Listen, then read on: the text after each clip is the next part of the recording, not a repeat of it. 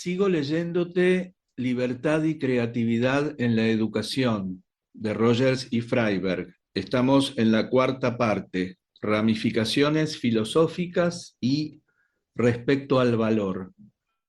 Capítulo 15, libertad y compromiso. Libertad para aprender o elegir. Aprendizaje autodirigido son conceptos insostenibles para muchos científicos de la conducta que creen que el hombre es un producto inevitable de su condicionamiento. En este libro he utilizado con libertad estos términos como si tuvieran significado real. Enfrenté con toda honestidad esta discrepancia en una charla que di cuando la Asociación Humanista Norteamericana me honró como el humanista del año. No pretendo haber resuelto el viejo problema de la libertad y el determinismo, pero por mi parte he formulado un modo de vivir con él. Aquellos que se sorprenden ante los enfoques mecanicistas, deterministas, modernos, y por las nacientes libertades de los estudiantes de las naciones subdesarrolladas y del poder negro, entre comillas, pueden encontrar interesante y quizá útil este capítulo. Uno de los principales puntos de discusión para el hombre moderno es si el concepto de libertad personal tiene algún significado en el mundo científico de hoy. La creciente capacidad de los científicos de la conducta para predecirla y controlarla ha dado mayor actualidad al problema. Si aceptamos los postulados del positivismo lógico y del conductismo más rígido, no hay cabida para ninguna discusión. También pierde todo sentido el título de este capítulo. Pero si desechamos las limitaciones de las ciencias de la conducta, esta pregunta no solo es un punto de discusión, sino además uno de los principales para definir al hombre moderno.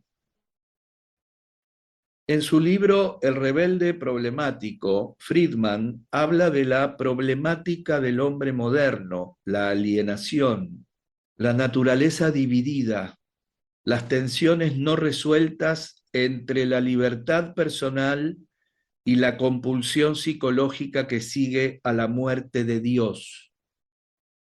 El problema de la libertad y del compromiso personales se ha agudizado en un mundo donde el hombre siente que la religión sobrenatural no lo apoya y experimenta una profunda división entre su conciencia y los elementos de su funcionamiento dinámico del que no es consciente.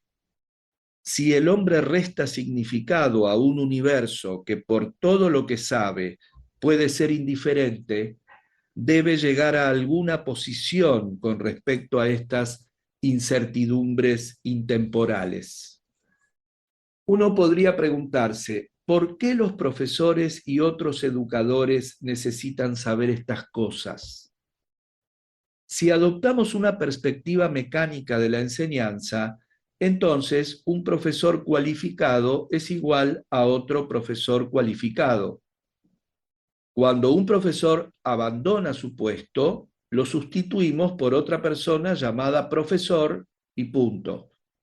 De hecho, este planteamiento ha dado lugar al sistema que hoy día funciona en la mayoría de las escuelas y en el cual los profesores son partes intercambiables. Un ejemplo que viene al caso es la respuesta que se produce cuando se ha de hacer frente a una carencia de profesores. En otras profesiones, como la medicina, la abogacía, la contabilidad o la ingeniería, la falta de profesionales conduce normalmente a que suban los salarios, a que mejoren las condiciones de trabajo o a que aumenten los esfuerzos para dotar a los trabajadores de algún control y, en última instancia, libertad sobre su propio destino. En cambio, cuando se da esta escasez en el campo de la enseñanza, ocurre precisamente todo lo contrario.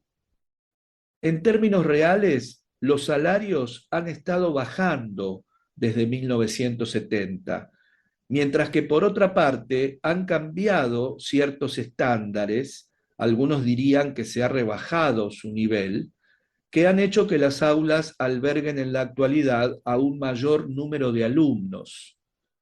El currículum se ha empaquetado de forma que sea totalmente impermeable a cualquier acción o sugerencia procedente de los profesores, mientras que a estos se les evalúa, controla, examina y burocratiza hasta extremos increíbles, mediante un sistema que actúa como si la persona en la clase fuera un estorbo más que un bien preciado al que hay que proteger y mimar.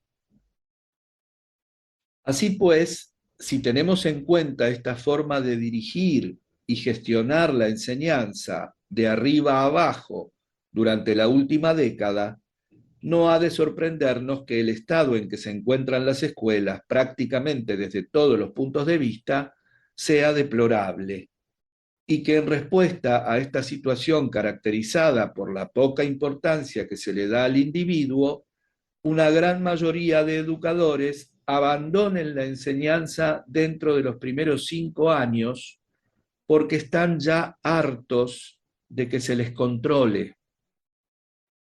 Aunque para la mayor parte de los psicólogos el conductismo ha perdido importancia, este sigue rigiendo el sistema educativo del país.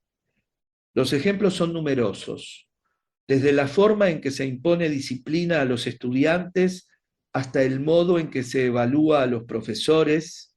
El método se basa en las ideas básicas de control, premio y castigo, por lo que, dado que escribo en calidad de científico conductista y estoy al mismo tiempo profundamente comprometido con todo lo que tiene que ver con lo humano, lo personal, lo fenomenológico y lo intangible, me gustaría contribuir en todo lo posible a proseguir con este diálogo en el que tendría que ocupar su lugar central el significado y la posibilidad de libertad, ya que si consideramos que la enseñanza es un proceso facilitador en el cual se valora al individuo, entonces la palabra libertad y compromiso adquieren pleno sentido.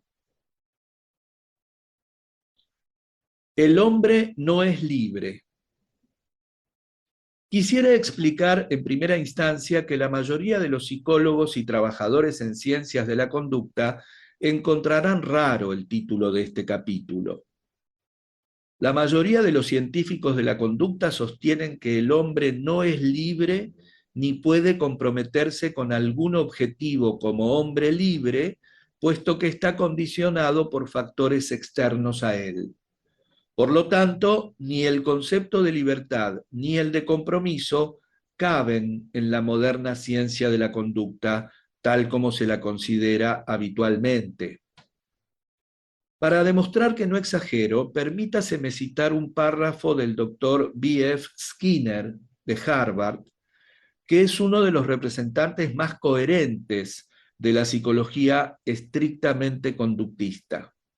Dice: la hipótesis de que el hombre no es libre es esencial para la aplicación del método científico al estudio de la conducta humana.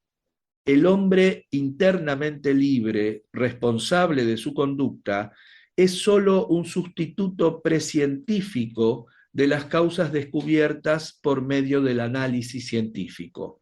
Estas causas alternativas residen en el mundo exterior al individuo. Muchos psicólogos, educadores y otros piensan, como el doctor Skinner, que todas las causas eficaces de la conducta son exteriores al individuo y que ésta solo se produce gracias a estímulos externos. La descripción científica de la conducta excluye todo lo relacionado con la libertad. Por ejemplo, el doctor Skinner describe un experimento donde condicionó a una paloma para dar vueltas en la dirección de las agujas del reloj. Se, entre comillas, modeló la conducta del ave, recompensando cualquier movimiento que siguiera esa dirección hasta que progresivamente el animal mantenía ese movimiento de manera continuada. Esto lo llama condicionamiento operante. Se pidió a los estudiantes que presenciaron el experimento que explicaran por escrito lo que habían visto. Algunas de sus respuestas fueron que se creó en la paloma la expectativa del refuerzo frente a la conducta correcta, que la paloma esperaba que algo le diera otra vez comida, que la paloma observó que cierta conducta producía un determinado resultado, que sentía que si actuaba de determinada manera recibiría comida, que el ave asoció su conducta con el ruido de la máquina que dispensaba la comida. Skinner ridiculiza estos conceptos porque todos van más allá de la conducta observada, usando palabras tales como expectativa, esperar, observar, sentir y asociar. La sola explicación que ofrece es que la paloma recibió un refuerzo cuando producía determinada conducta, al dar vueltas hasta que apareció la comida. Una cierta conducta producía determinado resultado. Se daba comida a la paloma cuando actuaba de determinada manera. Y el ruido de la máquina que dispensaba la comida guardaba relación con la conducta del ave. Estas proposiciones describen la conducta de la paloma desde el punto de vista científico. Luego, Skinner señala que los estudiantes escribieron lo que indudablemente esperaban que sucediera ante determinadas circunstancias, pero explica que ni para la paloma ni para el ser humano esas ideas son correctas. Solo se usan estos términos porque están reforzados por la comunidad verbal en que el individuo se desarrolló. Sostiene que la comunidad verbal, que los condicionó a utilizar esos términos, no observó en su propia conducta más elementos que los que observó en la de la paloma. En otras palabras, los acontecimientos internos, si es que existen, carecen de toda significación. En cuanto a los métodos utilizados para cambiar la conducta de la paloma, además de Skinner, mucha gente sostiene que mediante tales refuerzos positivos, tanto la conducta animal como la humana puede ser modelada o controlada.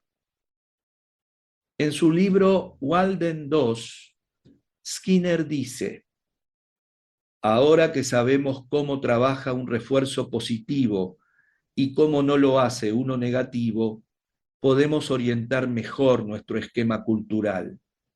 Podemos alcanzar determinado control que hará que el sujeto controlado, a pesar de seguir un código de manera más escrupulosa que con el viejo sistema, se sienta libre. Hacen lo que quieren hacer y no lo que se les obliga a hacer.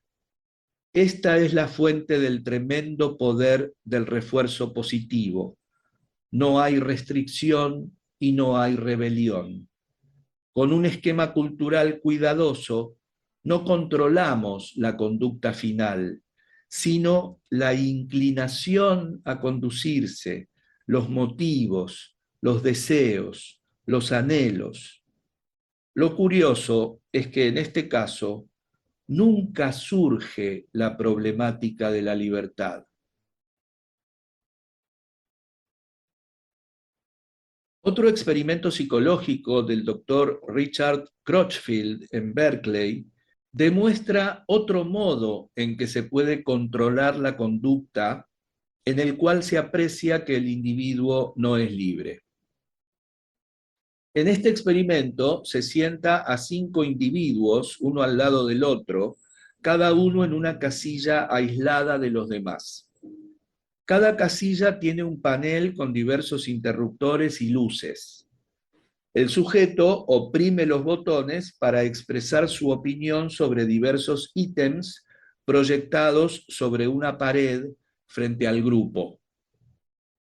Las luces indican qué opinión emitió cada uno de los 4 miembros restantes frente a los ítems.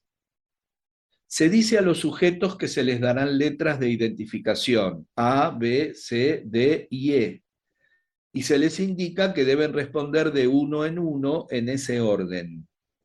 Sin embargo, cuando entran en las casillas, todos descubren que tienen la letra E. No se les permite hablar durante la experiencia.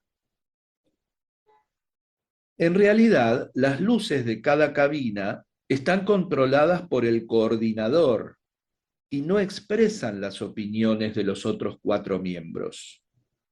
De este modo, en los ítems más críticos donde el coordinador desea imponer la presión grupal, hace creer que todos los miembros respondieron de igual modo, que es claramente diferente de la respuesta correcta. Así, los sujetos enfrentan el conflicto entre su propio juicio y lo que creen que es el consenso del grupo. Por ejemplo, la pregunta podría ser: ¿cuál de estas dos figuras irregulares es más grande, X o Y? El individuo ve claramente que la figura X es más grande que la Y. Sin embargo, las luces indican que los otros 4 miembros piensan que es la figura Y. Ahora le corresponde a él decidir. ¿Cómo responderá? ¿Qué botón oprimirá? Crutchfield demostró que en ciertas condiciones adecuadas, casi todos rechazan las pruebas de sus sentidos o su propia honesta opinión y se adaptan al aparente consenso del grupo. Por ejemplo, algunos matemáticos de alto nivel se adaptaron al falso consenso del grupo sobre algunos problemas aritméticos bastante difíciles y dieron respuestas incorrectas que no hubieran dado en condiciones normales. Esta parece ser otra prueba de que la conducta del individuo es modelada por un estímulo exterior, en este caso un estímulo social, y no existe la libertad de elegir la propia conducta. Esto explicaría lo que Skinner en su libro Walden 2 hace decir a su héroe: bueno, ¿qué dice del diseño de las personalidades? ¿Le interesaría el control de los temperamentos? Deme las especificaciones y tendrán a su hombre. ¿Qué dice del control de la motivación, de construir los intereses que harán al hombre más productivo y eficaz? ¿Le parece algo fantástico? Sin embargo, ya hay elaboradas algunas técnicas y otras pueden descubrirse experimentalmente. Piense en las posibilidades. Controlemos las vidas de nuestros niños y veamos en qué los convertiremos. Una experiencia que tuve oportunidad de presenciar no hace mucho en una universidad de la costa oeste nos ofrece otro ejemplo del condicionamiento del hombre. Algunos psicólogos estaban estudiando cómo cambiaban las pautas individuales de conducta en un grupo. Se sienta a 4 sujetos alrededor de una mesa. Cada uno tiene frente a sí una luz protegida de la vista de los demás. Se les da un tema para que hablen. Se toma nota del individuo que tiene el papel menos dominante, el que nunca asume el rol del líder. Luego, para la segunda parte del experimento, se pasa a este individuo un papel donde se le advierte que hay expertos escuchando y observando el experimento y que cuando estos piensen que él está contribuyendo de forma útil al grupo, se encenderá su luz. Tendrá que evaluar por sí mismo si está haciendo algo útil. A los otros 3 más dominantes se les dan similares hojas de instrucciones, excepto que se les dice que su luz se encenderá cuando no estén contribuyendo en forma útil al grupo. Se les da otro tema para conversar con la instrucción de que al pasar media hora deben tratar de llegar a alguna conclusión sobre el problema. Cada vez que habla el individuo más inseguro, su luz se enciende, pero también cada vez que lo hacen los otros, con un significado opuesto, que no están contribuyendo. Al cabo de la media hora, se ve que el individuo tímido se convierte en el líder del grupo. Más aún, este patrón sigue funcionando durante otra media hora sin utilizar las luces. Este experimento se llevó a cabo con 3 científicos maduros y un joven estudiante universitario. En la primera sesión, el joven estudiante casi no participó. En la segunda sesión, cuando se utilizaron las luces, su actitud fue tan dominante que cuando se les pidieron las conclusiones, los 3 científicos maduros se volvieron hacia él y le pidieron que lo hiciera, pues era el más capacitado. Aquí otra vez parece que la conducta es fácilmente manejable y que no existe libertad. Los miembros del experimento se comportan como títeres sujetos al capricho del coordinador. Presentaré otro ejemplo de cómo los científicos llegan a controlar la conducta, en este caso utilizando ratas. El doctor James Olds descubrió que podía insertar electrodos en la zona septal del cerebro en ratas de laboratorio. Cuando alguna de las ratas presionaba una barra de las jaulas, pasaba una corriente eléctrica durante 1 minuto por los electrodos. Cuando el electrodo estaba colocado en determinada zona del tejido cerebral, le producía tal sensación placentera que el animal tocaba constantemente la barra hasta que quedaba extenuado. Sin embargo, la naturaleza subjetiva de la experiencia parecía ser tan placentera que el animal la prefería a cualquier otra actividad. Aun cuando estaba exhausto, con un breve descanso y una pequeña cantidad de comida y agua, el animal continuaba su orgía de placer.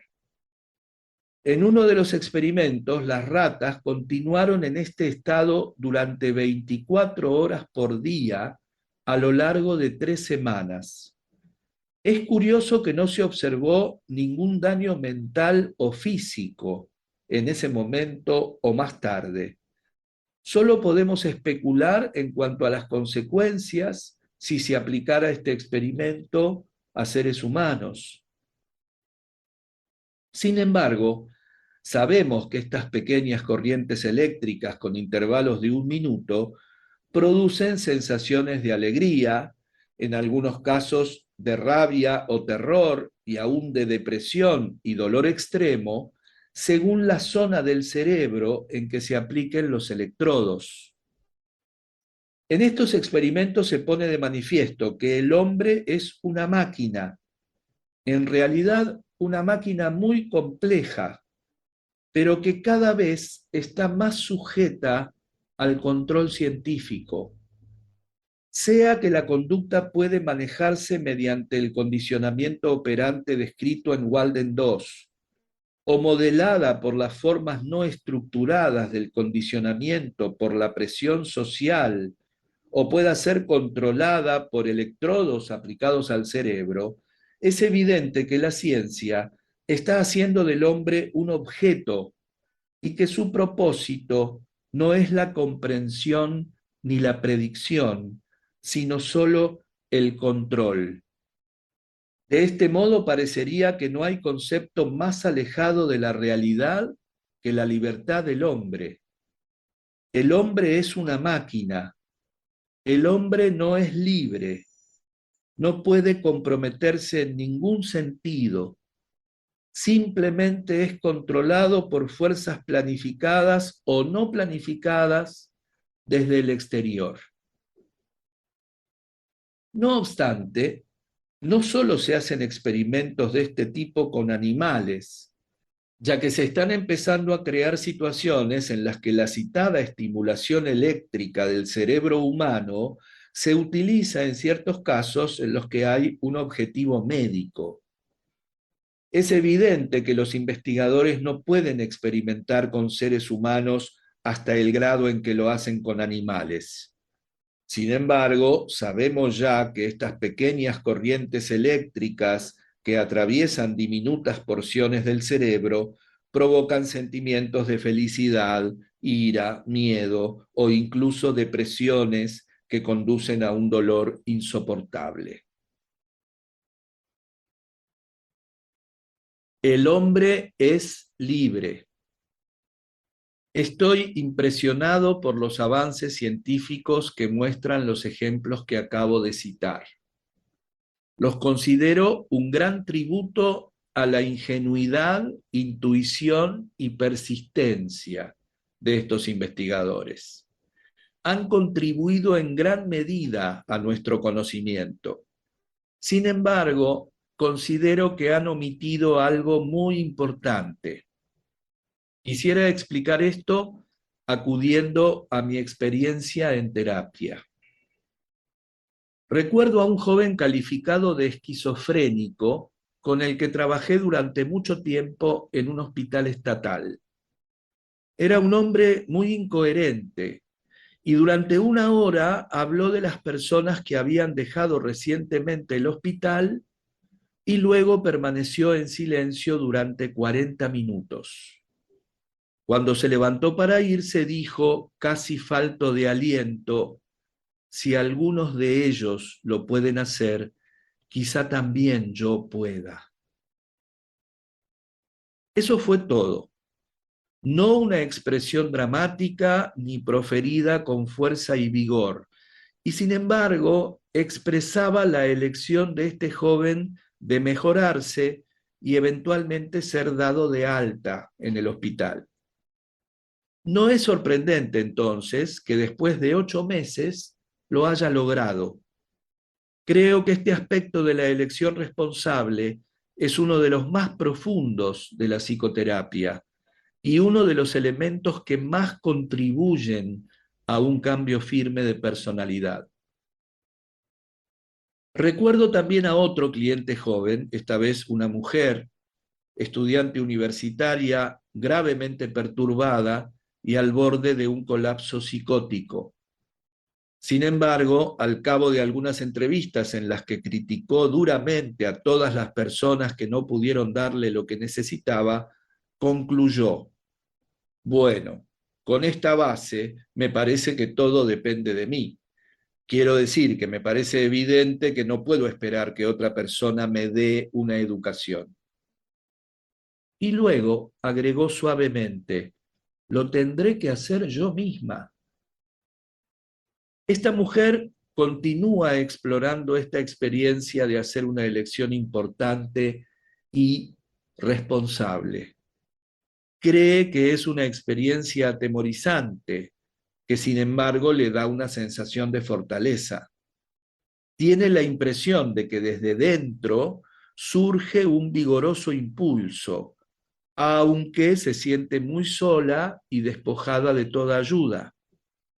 Agrega, comenzaré a hacer más cosas de las que sé que debería hacer. Y lo hizo. Podría presentar muchos ejemplos. Un hombre joven hablando del modo en que sus padres deformaron y arruinaron su vida, llega a esta conclusión. Quizá ahora que puedo comprenderlo, solo dependa de mí. O quizá podría, de algún modo, comunicar mejor la trascendencia de las palabras libre y elección responsable mediante la cita de una frase de un individuo psicótico, resentido y desconcentrado que había estado ingresado en el hospital en 3 ocasiones, de las cuales la última se había prolongado por espacio de 2 años y medio hasta el momento en que empecé a trabajar con él. Creo que dicha frase, que pronunció en una entrevista en la que se mostró especialmente aturdido, constituye la base, a la vez que se compendia, de los cambios que tuvieron lugar de forma gradual. No sé lo que voy a hacer, pero voy a hacerlo. En mi opinión, es un testimonio tremendamente significativo. La película David y Lisa, rodada ya hace unos cuantos años, ilustra exactamente lo que he estado analizando. David, el adolescente esquizofrénico, es presa del pánico si alguien le toca, ya que siente que el tocar mata, lo que le hace sentirse profundamente temeroso de ello, así como de la intimidad de cualquier relación humana que conlleve contacto físico. Sin embargo, hacia el final del film, toma una decisión valiente y positiva del tipo de las que se han descrito. David ha estado intentando ayudar a Lisa, la chica que está desconectada de la realidad, primero de una manera intelectualmente desdeñosa y poco a poco de un modo más afectuoso y personal. Por último, en un momento de una gran tensión dramática, le dice: Lisa, toma mi mano. El muchacho elige, pues, a pesar del conflicto y el miedo evidentes, dejar atrás la seguridad de su carácter intocable y aventurarse en el mundo de las relaciones humanas reales, en las que existe el contacto entre unos individuos y otros de manera tanto literal como figurativa. Lo normal es que en esta escena de la película el espectador sienta una emoción especial, aunque un conductista podría dar cuenta de la acción de David de ofrecer su mano, diciendo que ello es el resultado de un refuerzo intermitente de movimientos parciales. Creo, no obstante, que esta explicación es a la vez imprecisa e inadecuada, ya que es el significado de la decisión lo que es esencial para comprender la citada acción. La necesidad de tomar decisiones en la clase es algo notorio en la evolución de individuos intelectualmente sanos. Si todas las partes de la vida de un niño están controladas, entonces ese control se convierte en la fuerza motriz que interviene en la toma de decisiones acerca de la enseñanza y el aprendizaje. Lo que se enseña y cómo se enseña pasan a ser asuntos objeto de control. Después de permanecer en la escuela durante 13 años y de estar controlado a lo largo de todo el proceso educativo, a la edad de 18 años, el alumno de repente queda libre para poder elegir y decidir, si bien la poca o nula experiencia anterior hacen que sea difícil el buen uso de la libertad recién descubierta. Si por un lado la experiencia es el mejor profesor, por otro, para muchos alumnos de nuestras escuelas, la libertad y la capacidad de elegir son conceptos extraños, ajenos a lo que han sido sus vivencias hasta el momento. Un colega contó el caso de una conversación que mantuvo con un psicólogo clínico que trabajaba en una escuela pública. Este estaba asistiendo a un taller que, como parte de una serie de ellos, tenía que servir para mejorar el clima de aprendizaje entre los estudiantes de la escuela media. Los profesores de sexto curso hablaban y ponían en común diferentes ejemplos acerca del modo en el que estaban implicando a los alumnos en la toma de decisiones en la clase, a la vez que abriendo vías a través de las cuales los jóvenes adolescentes pudieran crear salidas para sus opiniones y sentimientos. También discutían sobre la importancia de la capacidad de elección. En este caso, los educadores analizaban el modo en que los alumnos eligen a partir de una banda de proyectos de trabajo, así como la manera en que unos y otros compartían el conjunto de todas las operaciones en el aula. Por ejemplo, los estudiantes trabajaban en grupos y preparaban mini lecciones basadas en áreas temáticas ya estudiadas, presentándolas a continuación utilizando métodos y presentaciones visuales. La discusión que mantenían los profesores acerca de sus nuevos compañeros en las tareas de aprendizaje era muy animada y despertaba el entusiasmo de todos. Al final de la sesión, un psicólogo infantil que estaba presente dijo que el análisis que se había hecho había sido muy útil para él, ya que habitualmente solo oía hablar de problemas y de la falta de opciones para los alumnos. Y comentó: con frecuencia me traen a un estudiante y me dicen, tiene un problema, arréglalo. También afirmó que se había dado cuenta del potencial que existe en el trabajo conjunto de alumnos y profesores a la hora de crear entornos de aprendizaje saludables, lo cual podría evitar precisamente la necesidad de prestar asistencia psicológica a muchos estudiantes. Los profesores casi nunca reciben formación alguna en el campo de la asistencia sociopsicológica, pero un entorno de aprendizaje afectuoso podría servir de mucho en el sentido de reducir el número de alumnos que precisan de los servicios de ayuda especializada, lo cual a su vez brindaría a los psicólogos más tiempo para dedicarse a los casos en los que la necesidad de asistencia psicológica es más evidente. Permítaseme explicar con algo más de detalle el modo en que se toman decisiones en el aula. Había un alumno, Dexter, que tuvo que repetir sexto curso. Había suspendido todas las asignaturas debido a sus continuas ausencias. Se le ubicó en un grupo diferente en el que había un profesor nuevo, y al cabo de unas pocas semanas quedó muy claro que era un alumno inteligente y capaz, aunque también un elemento alborotador de la clase. Después de algunas conversaciones con él, el muchacho explicó que sentía una cierta vergüenza por no haber podido seguir con sus antiguos compañeros y que no quería estar en sexto curso otro año más. Entonces el profesor le preguntó a Dexter si estaría dispuesto a trabajar por su cuenta en la biblioteca de la escuela y en casa para poder recuperar todas las clases que había perdido, a lo que el alumno contestó: necesito moverme, no puedo permanecer aquí por más tiempo.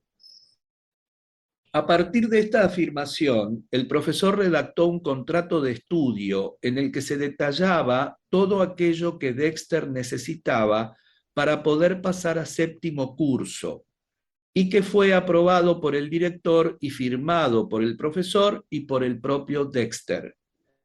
Al cabo de 7 semanas, este ya había completado su trabajo, con lo que pasó a séptimo curso, en el cual un tutor se encargó de prestarle la ayuda necesaria, comprobándose a partir de ciertos controles de seguimiento que Dexter estaba rindiendo a satisfacción e incluso ayudando a otros estudiantes en su trabajo.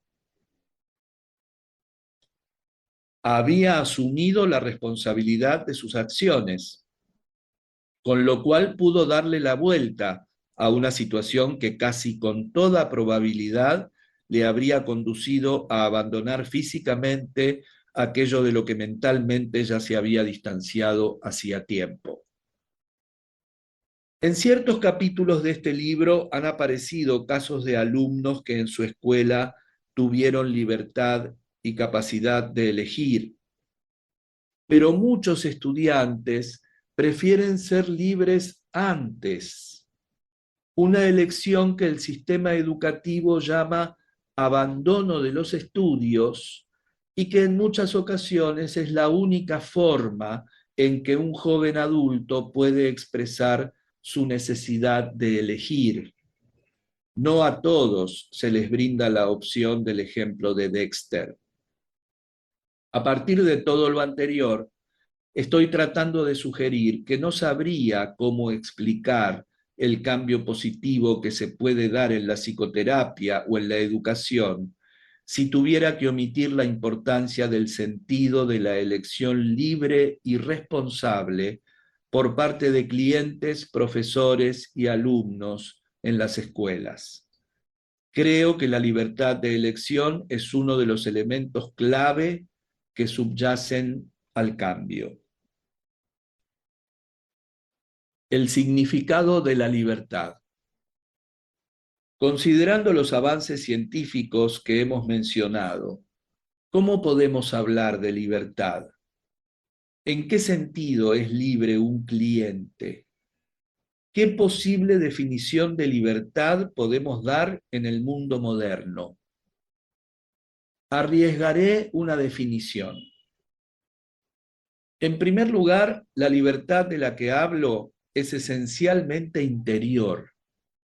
Existe dentro de la persona aparte de las elecciones y alternativas externas que a menudo pensamos que forman parte de la libertad. Hablo de la clase de libertad que Viktor Frankl describe en su experiencia en el campo de concentración, cuando se despojaba a los prisioneros de todo: posesiones, estatus, identidad. Pero los meses y años en tal ambiente solo demostraron que, abre comillas, se puede despojar a un hombre de todo, excepto de una cosa, la última de las libertades humanas: elegir una actitud en cualquier conjunto de circunstancias dado, elegir la propia modalidad, cierra comillas. Me he referido a esta libertad interna, subjetiva y existencial. Significa advertir que puedo vivir yo aquí, ahora, por mi elección. Esa clase de coraje es la que permite a una persona aceptar la incertidumbre de lo desconocido cuando elige por sí mismo. Es el descubrimiento de significados desde uno mismo, significados que surgen de escuchar con sensibilidad y abiertamente las complejidades de nuestra experiencia. Es la carga de responsabilidad por lo que uno ha elegido ser. Es el reconocimiento de ser una persona en evolución y no un producto final estático. El individuo que con esta profundidad y coraje piensa sus propios pensamientos, llega a ser su singularidad y se elige de manera responsable, puede tener la suerte de poseer cientos de posibilidades externas objetivas entre las cuales puede elegir, o tener la desgracia de poseer una sola. Pero sin embargo, en los dos casos existe la libertad a la que me refiero. Pues primero de todo estamos hablando de algo que existe dentro de la persona misma, algo fenomenológico en vez de externo, pero de todos modos algo que vale la pena valorar. El segundo elemento de la definición de esta experiencia de libertad es que existe no como una contradicción del panorama del universo psicológico, como una secuencia de causa a efecto, sino como un complemento de ese universo. Bien entendida, la libertad es el cumplimiento de la secuencia ordenada de la vida. El hombre libre se mueve voluntaria, libre y responsablemente para desempeñar su parte significativa en un mundo cuyos acontecimientos determinados se mueven a través de él y a través de su elección y voluntad espontáneas. Considero que este tipo de libertad existe en una dimensión diferente de aquella determinada por la secuencia de causa a efecto. Esta libertad existe en la persona subjetiva, libertad que utiliza con valentía para vivir sus posibilidades. Más tarde analizaré la contradicción entre este concepto de libertad y la concepción del hombre que sostiene el conductismo. La importancia de la libertad. Es curioso, pero la importancia de este sentimiento de libertad se ha comprobado científicamente. Por ejemplo, en el estudio de Crutchfield, que mencioné anteriormente, señalé que en circunstancias muy extremas, casi todos ceden a la presión del grupo. Sin embargo, existen agudas diferencias personales relacionadas con las características de la personalidad. Por ejemplo, los individuos que tienden a ceder, a conformarse, a congeniar, los que pueden ser controlados, son incapaces de enfrentarse con eficiencia a la tensión, mientras que el disconforme no tiene miedo cuando está entre presiones de fuerzas conflictivas. El conformista también está inclinado hacia sentimientos de inferioridad e inadaptación, mientras que la persona que no cedió a la presión tiene la sensación de competencia y ajuste.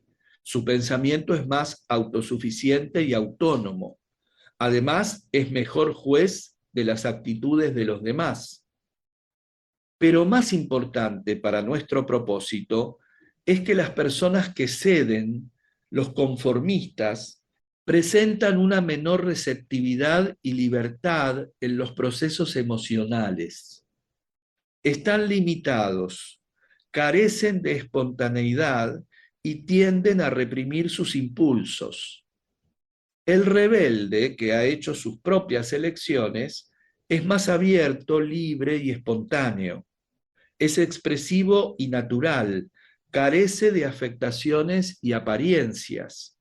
Mientras que el conformista no conoce sus motivos y no puede explicar su conducta, la persona independiente se comprende bien a sí misma.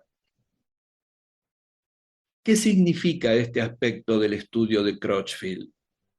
Parece implicar que la persona interiormente libre, abierta a su experiencia, que tiene el sentido de su propia libertad y elección responsable, no es fácilmente controlada por su medio como aquella que carece de estas cualidades.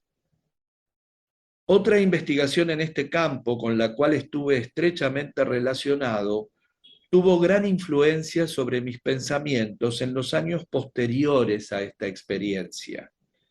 Un estudiante competente, cuya labor universitaria supervisaba, eligió como tema de investigación los factores que podrían predecir la conducta del delincuente juvenil.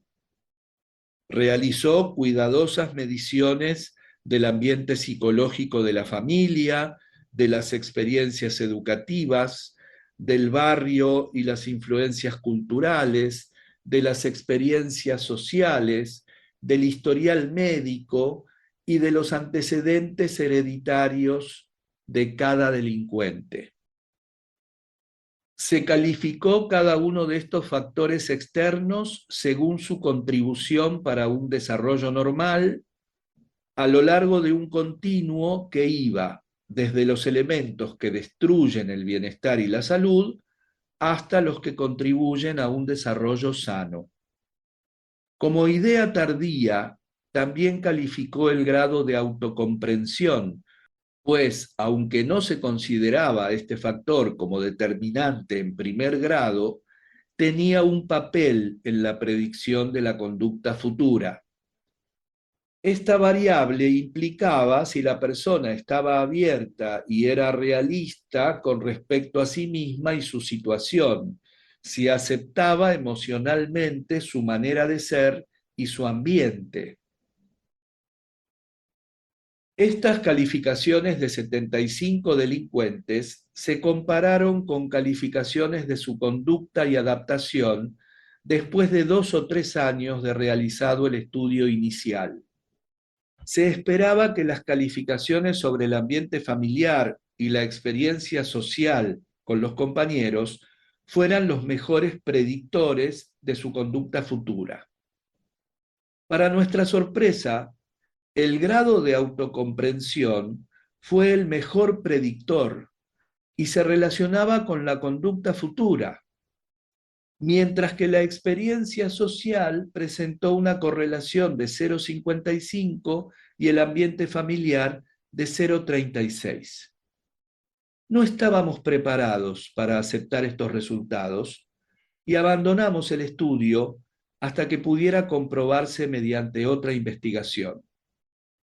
Luego hicimos un segundo estudio con otros 76 casos y se repitieron todos los resultados esenciales, aunque no de manera tan llamativa. Más aún, los resultados se mantuvieron con un análisis más detallado. Cuando examinamos a aquellos delincuentes que provenían de hogares con condiciones más desfavorables, también en este caso era más precisa la predicción, pero no debido a las condiciones desfavorables de su hogar, sino por el grado de comprensión realista de sí mismos y de su ambiente.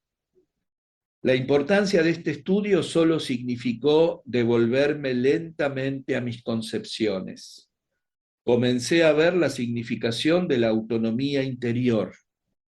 El individuo que comprende claramente quién es y cuál es su condición y que asume libremente la responsabilidad de sí mismo y de su situación, es muy diferente de aquel que es simplemente un prisionero de las circunstancias exteriores. Esta diferencia se manifiesta con claridad en importantes aspectos de su conducta. El surgimiento del compromiso. Hasta ahora he hablado principalmente de la libertad. ¿Qué sucede con el compromiso?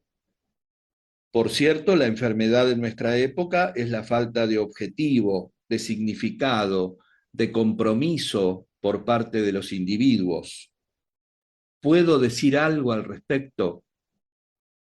Resulta evidente que en terapia, como indiqué en los ejemplos mencionados, el compromiso con un objetivo o significado de la vida es uno de los elementos más importantes del cambio.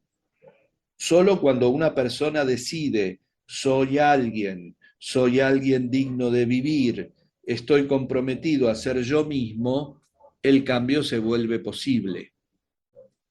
En un simposio muy interesante llevado a cabo en la Universidad Rice, el doctor Sigmund Koch analizó la revolución en la ciencia, la literatura y las artes en la que se manifiesta una actitud más comprometida después de un largo periodo de ausencia. Un ejemplo lo constituye el filósofo doctor Mihaly Polanyi, anteriormente físico, y sus concepciones sobre la ciencia. En su libro Conocimiento Personal, Polanyi especifica que el conocimiento científico es conocimiento personal, conocimiento comprometido. No podemos quedarnos tranquilos con la creencia de que el conocimiento científico es impersonal y abstracto y que no tiene relación con el individuo que lo ha descubierto. En cambio, cada aspecto de la ciencia está penetrado de un disciplinado compromiso personal, y Polanyi nos demuestra de modo muy persuasivo que el intento de separar la ciencia de la persona carece por completo de realidad.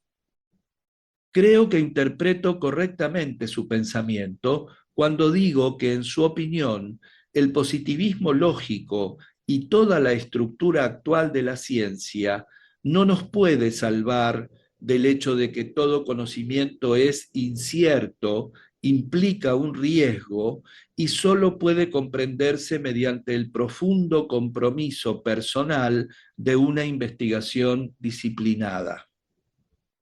Quizá una breve cita nos dé una idea más precisa de su pensamiento. Hablando de los grandes científicos, dice: Como vemos, tanto Kepler como Einstein se aproximaron a la naturaleza con pasiones intelectuales y con creencias inherentes a esas pasiones que los llevaron a sus triunfos y que los desorientaron de sus errores. Estas pasiones y creencias eran suyas, personales, aunque las sostenían con la convicción de que eran universalmente válidas. Creo que supieron seguir estos impulsos corriendo el riesgo de desorientarse. Y luego, lo que hoy acepto de sus trabajos, lo acepto desde mi posición personal, orientada por pasiones y creencias similares a las suyas, sosteniendo a mi vez que mis impulsos son universalmente válidos, aun cuando debo admitir la posibilidad de que pueden estar equivocados. Así vemos cómo un filósofo de la ciencia cree que el compromiso personal es la única base posible en que puede apoyarse firmemente la ciencia. Esto está muy lejos del positivismo lógico de 40 años atrás, que ubicaba al conocimiento en un espacio impersonal. Quisiera agregar algo sobre el compromiso en el sentido psicológico. Es fácil dar a esta palabra un significado superficial, indicando que el individuo se ha comprometido con esto o aquello por una mera elección consciente. Creo que su significado es más trascendente. El compromiso es una función organísmica total, en la que interviene no solo la conciencia, sino también toda la orientación del organismo. En mi opinión, el compromiso es algo que uno descubre dentro de sí. Es la confianza de nuestra reacción total y no solo de nuestra mente. Está muy relacionado con la creatividad. La explicación de Einstein de cómo se encaminó hacia la formulación de la relatividad sin una clara idea de su objetivo es un ejemplo excelente de lo que quiero decir con un sentido del compromiso basado en la reacción organísmica total señalada. Dice: durante todos esos años sentía que estaba orientado, que iba derecho hacia algo concreto. Por supuesto, es muy difícil expresar con palabras ese sentimiento, pero ese es el caso y lo puedo distinguir claramente de las ulteriores consideraciones sobre la forma racional de la solución. Así, el compromiso es algo más que una decisión. Es el funcionamiento de un individuo que busca dentro de sí las direcciones a seguir. Kierkegaard ha dicho: la verdad solo está en el proceso de llegar a ser, en el proceso de apropiación. La esencia del compromiso es esta creación individual de una verdad provisional alcanzada mediante la acción. El hombre tiene más éxito en este compromiso cuando actúa como individuo integrado, total y unificado. Cuanto mayor sea su actividad de esta manera total, mayor será la confianza en las direcciones que elija inconscientemente. Siente confianza en su experiencia, de la cual, en el mejor de los casos, solo tiene visiones parciales en su conciencia. En este sentido, se puede decir que el compromiso es un logro, es el tipo de dirección intencional y significativa que solo se alcanza gradualmente cuando se está cerca de las propias experiencias y que respeta tanto las tendencias inconscientes como las elecciones conscientes. Esta es la clase de compromiso que sugiero que se podría desarrollar. Es un aspecto importante de la vida en su sentido de funcionamiento total. Una contradicción insoluble. Es evidente que he expuesto dos puntos de vista totalmente distintos e irreconciliables. Por una parte, la moderna ciencia psicológica y muchas otras corrientes de pensamiento de la vida moderna sostienen que el hombre no es libre, que está controlado, que palabras como objetivo, elección, compromiso no tienen significado alguno, que el hombre es solo un objeto que puede ser comprendido y controlado totalmente. Se han hecho y se están haciendo enormes adelantos para aplicar esta perspectiva. Parecería hereje cuestionar este criterio. Sin embargo, como señaló Polanyi en otra de sus obras, los dogmas científicos pueden ser erróneos.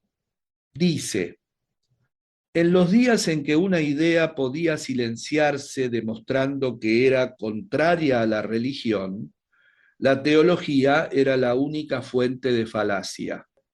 Hoy que el pensamiento humano puede desacreditarse esgrimiendo el argumento de que no es científico, el poder previamente ejercido por la teología ha pasado a la ciencia. Por lo tanto, la ciencia se ha convertido a su vez en la única y más grande fuente de error. Así me atrevo a decir que en contra de esta idea de que el hombre no es libre y de que es un objeto, están las pruebas que ofrecen la terapia, la vida subjetiva y también las investigaciones objetivas que demostraron que la libertad personal y la responsabilidad tienen crucial importancia, que no se puede vivir en plenitud sin libertad y responsabilidad personales, y que la autocomprensión y la elección responsable establecen una definida y apreciable diferencia en la conducta del ser humano. En este contexto, tiene sentido hablar de compromiso. El compromiso es la dirección total y cambiante que emerge del individuo, basada en una estrecha y comprensiva relación entre la persona y todas las tendencias de su vida, conscientes e inconscientes. A menos que como individuos y como sociedad podamos utilizar de manera constructiva esta capacidad de libertad y compromiso, la humanidad, en mi opinión, entrará en colisión con el destino. ¿Cuál es la respuesta frente a la contradicción señalada?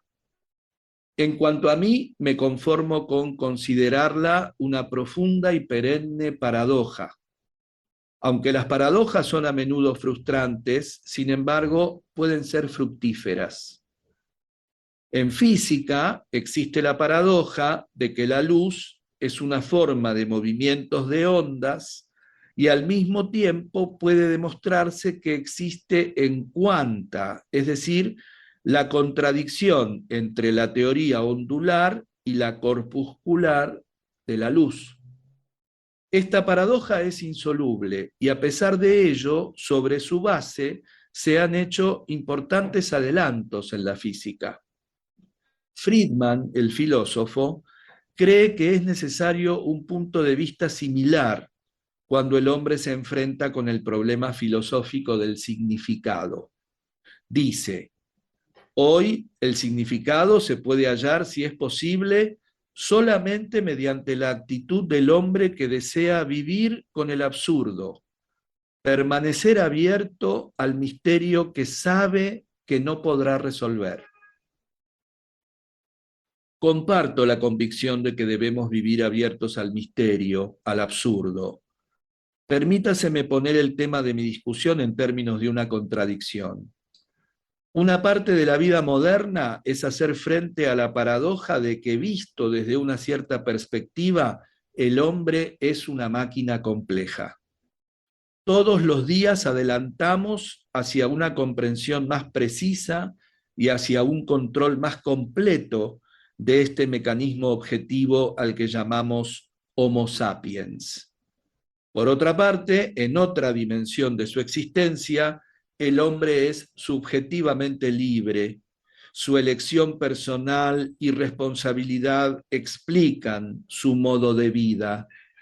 Es el arquitecto de sí mismo. Una parte crucial de su existencia es el descubrimiento de su compromiso con la vida, con todo su ser.